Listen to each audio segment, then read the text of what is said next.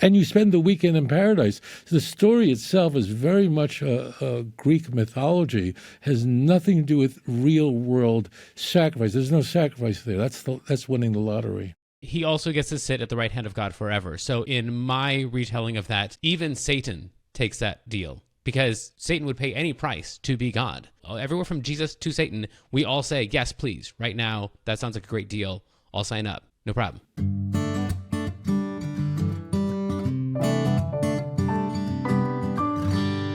Welcome back to If I'm Really Honest, where I seek truth without tribalism.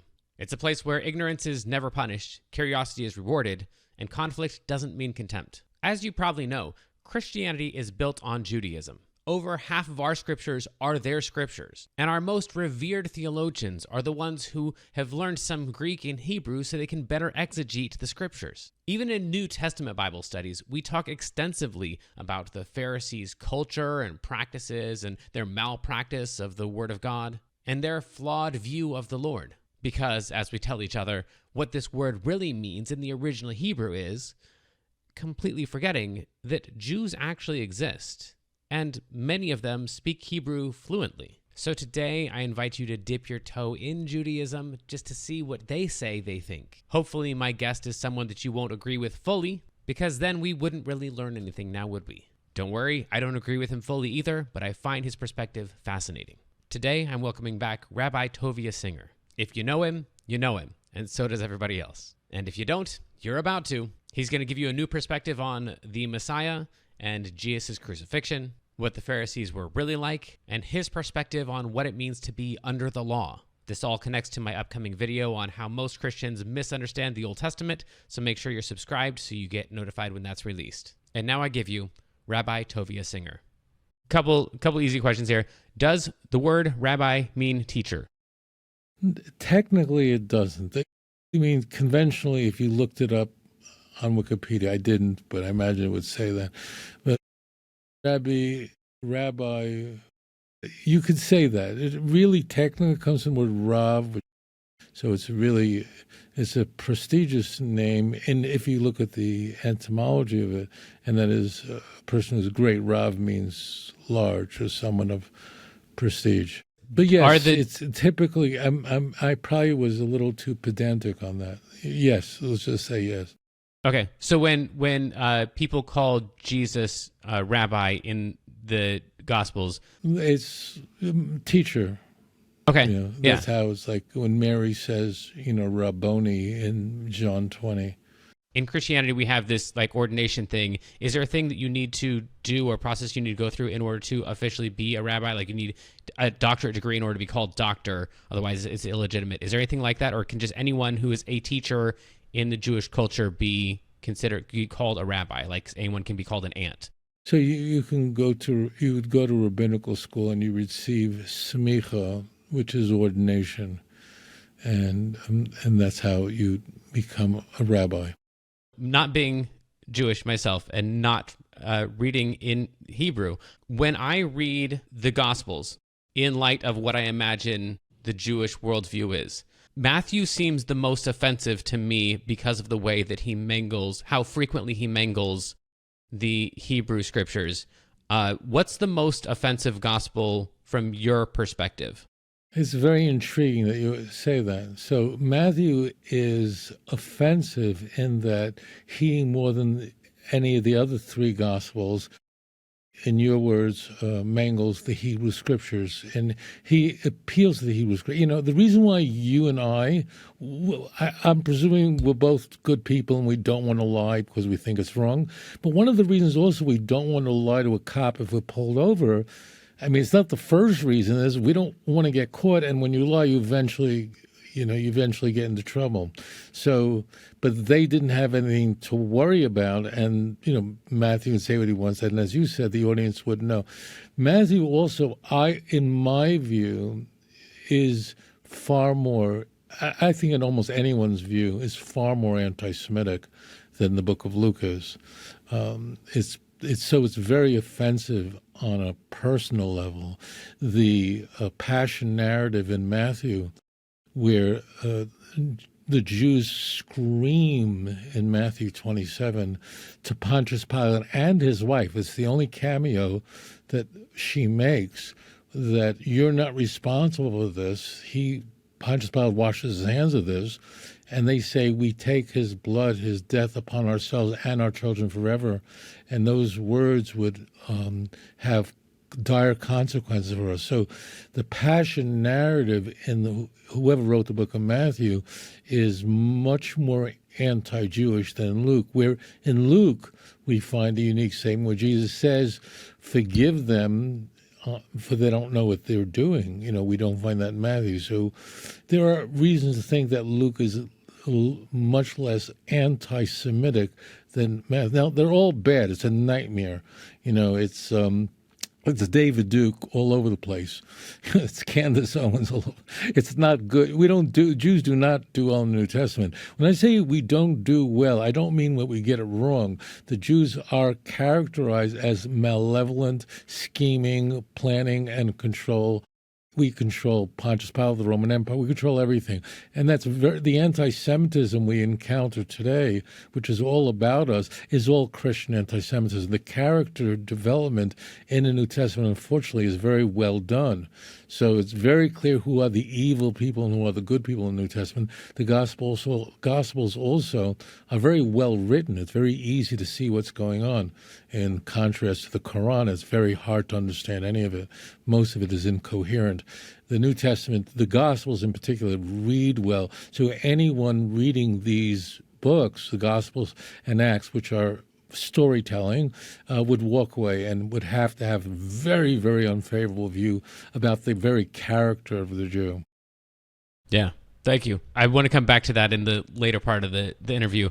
Are the Jews waiting for the Messiah or merely a Messiah? Because I've heard that there are, like, Messiah is a title, and that title got applied to other people in the Hebrew Scriptures.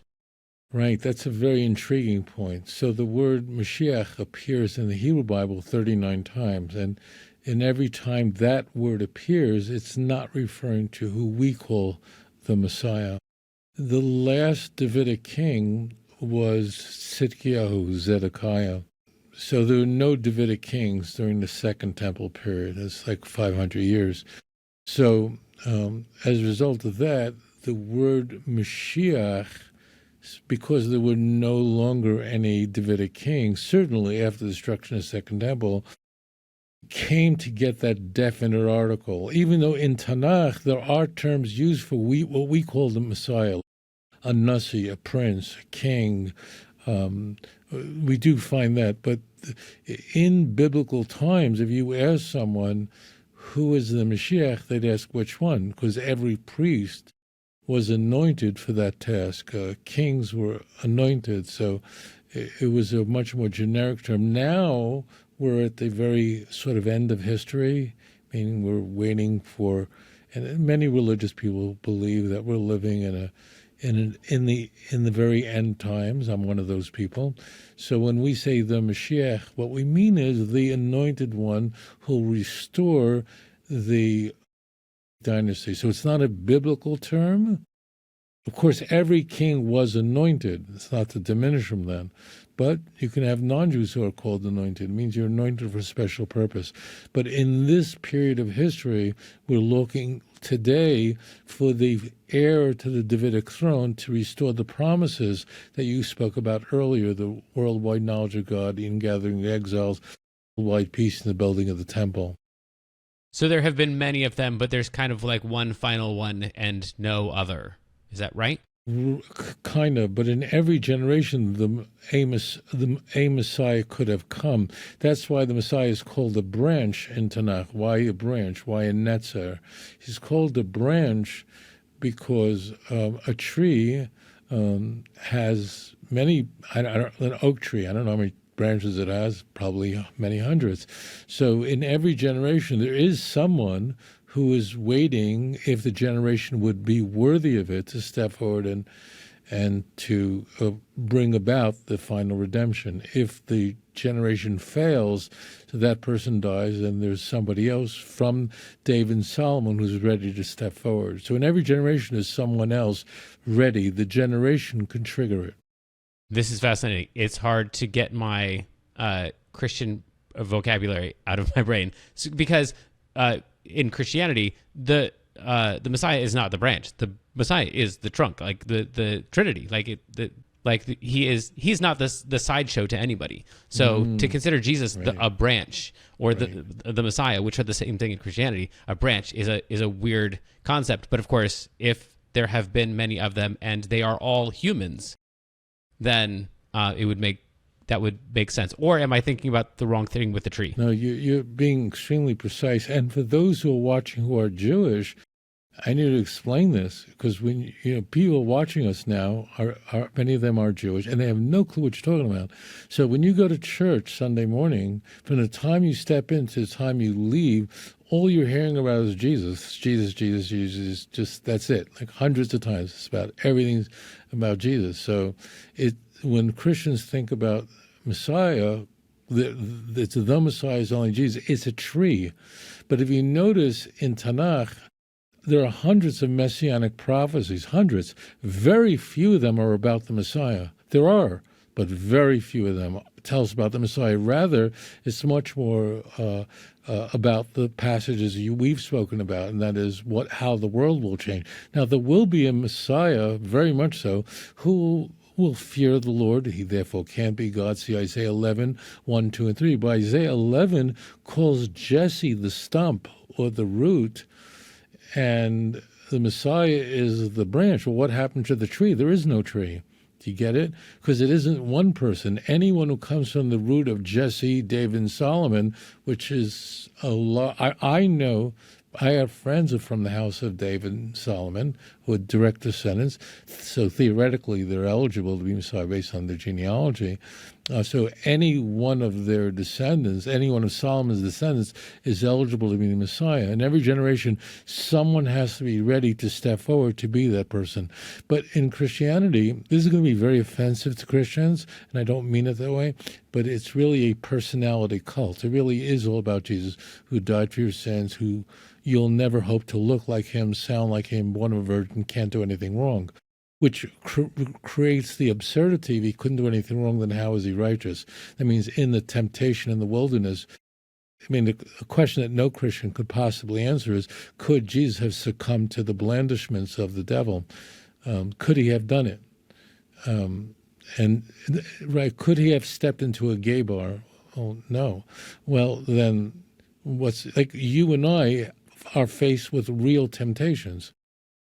Genuine temptations, and we have to make real choices. But if you're the Son of God, born of a virgin, and can't do anything wrong, then what exactly makes you righteous? It doesn't even make sense. You're only righteous when you resist temptation.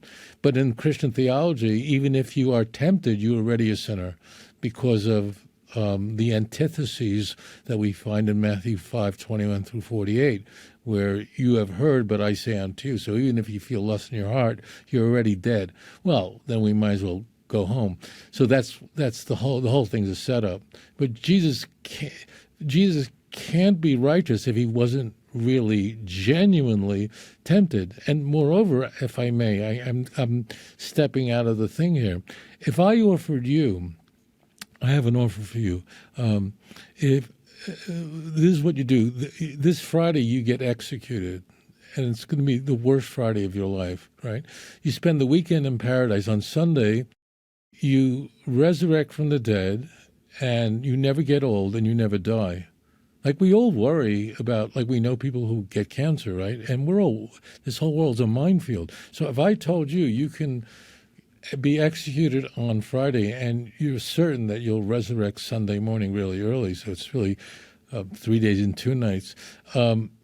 You just ask, where do I sign up for this program? I would probably reject it if I could sign up and do it today, because I don't want anything to happen between now and Friday. It's too good of an opportunity to wait that long. That we'd all say weird. So there's no sacrifice here. This is real mythology. I mean, this is really mythology, and it's really like watching Superman. It doesn't really have to make sense. It just gives me that feeling that he sacrificed. But it's not only no sacrifice there.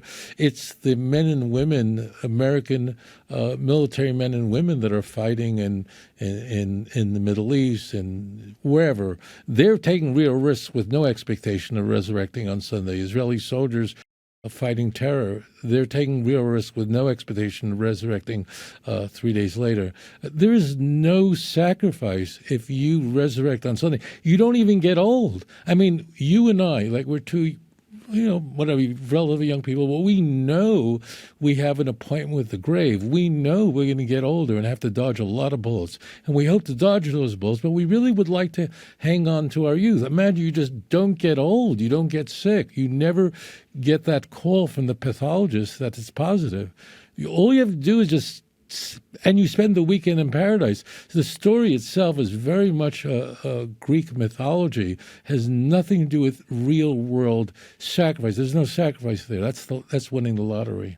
Yeah. Well, and he also gets to sit at the right hand of God forever. So in my retelling of that, even Satan takes that deal, because this is glorification for forever. Satan would pay any price to be God. In the Christian tradition. So like there's zero people, including the best of people, everywhere from Jesus to Satan, we all say, yes, please, right now, that sounds like a great deal. I'll sign up. If it's a weekend, no problem. I saw an interview with Jerry Seinfeld. In the sitcom, the stories just didn't make sense. It's very entertaining, but the stories just don't make any sense. And he said they don't have to make sense. The only thing that matters is that they were funny. It didn't have to be logical. None of the stories are logical, but it was funny. So that's what the New Testament is. It doesn't have to make sense. It just feels good. That's it. Now, in the New Testament, of course, we are taught to despise the Pharisees. Like that you go into any church and the word Pharisee it's just an insult. It's a curse word. If you want to call, like, there's nothing worse you could call a Christian than calling them a Pharisee. You're not one of us. You're not part of the club. What is the Jewish view of first century Pharisees? Did they need some comeuppance, or are these people that are revered, or like what was the first century Judaism like from the perspective of a modern Jew? If I can go back in a time machine 2,000 years, the other thing is my clothing is European clothing, so I would need to wear so I can have a complete, perfect conversation with a Jew living in the first century in the land of Israel, and he'd understand exactly what I'm doing. We would be praying exactly the same way, and we conduct a complete conversation. I'm going back 2,000 years, like I can look at the Dead Sea Scrolls and read it. I mean, conversely, to look at Chaucer, you wouldn't be able to make sense out of it. You wouldn't be able to make sense out of Middle English. It would be almost impossible for you to understand. So the Wycliffe Bible, translated in 1382, is almost... You'd be able to make out the original King James of 1611, which is Jacobean English. So it's Orthodox Judaism. Now that term Orthodox Judaism was just coined a couple of centuries ago, but it is exactly the same thing as Pharisaic Judaism. The reason why Christians have an unfavorable view of Pharisees is because they're normal. There's nothing wrong with them. The Christian Bible rather poisons their minds. I get it completely. That's why I like Christians, because if I read the Christian Bible and took it seriously, I'd hate me too, because it characterizes the Orthodox Jews as villainous. It's not that we just don't believe. If you look carefully at the stories in the Gospels, that's what the storytelling is. The Jews really know deep down that Jesus is the Christ, but we reject him anyways, and we're plotting against him. And, we want to free, Barabbas and have, Jesus crucified. So we're scheming to bribe the Roman soldiers. We're awful. I mean, this is all the anti-Semitism you see. The Jews control the world and all that stuff, the stuff we hear from Candace Owens. She's being loyal to the text. That's why all the church fathers, without exception, were virulent anti-Semites, because they were completely rational people. They read the New Testament, took it seriously. Yes, obviously we don't agree on everything, but that last part especially, like that was shocking, and I have yet to find that to be untrue about the early church and anti-Semitism. You take the authors of all of you, whoever your pastor said these were our great Christian forefathers. You go and you read any text from that same one, and they're all anti-Semitic. Like, not like, they say some things that, are off color or whatever. Like, they're just openly, the Jews are all the bad people. And Right. it's Right. pretty disgusting I've got a couple quotes in my books, but there Yeah. it's rampant. And I had no idea. I didn't grow up knowing that there was anti-Semitism in my lineage. That's crazy. So you're absolutely right. And I challenge you, the viewer, to do what you just heard him say to do. Just look up, what did the church fathers say about the Jews? Just Google it. I don't control your computer. And you'll see they all were, it's not, they were David Duke anti-Semites. They were just insane. It's not that you just, Jews are whatever. It's like Jewy. No, they were insane anti-Semites, and they really were rational because they were looking at the literature. Chrysostom was looking at literature and taking it seriously, and of course he hated Jews. In the same way that we despise the word Pharisee, that term in of itself, even though we again, most of us don't even know a practicing Jew, and we have no idea at all about the culture or anything. We just know that collection of sounds, Pharisee, that means bad person. In the same way, the law is like, that's the worst thing in the world in Christianity. The law is what got us in trouble. The law is what we need to be saved from. The law is this horrible thing that exists in the past, and thank God we're free from that, because it has caused us nothing but trouble. And we hate the law. And when we see other people in the church, if we can't call them a Pharisee, we say that they're operating according to the law, and that somehow is like a massive insult. What is your relationship to the law? What does the law mean to you?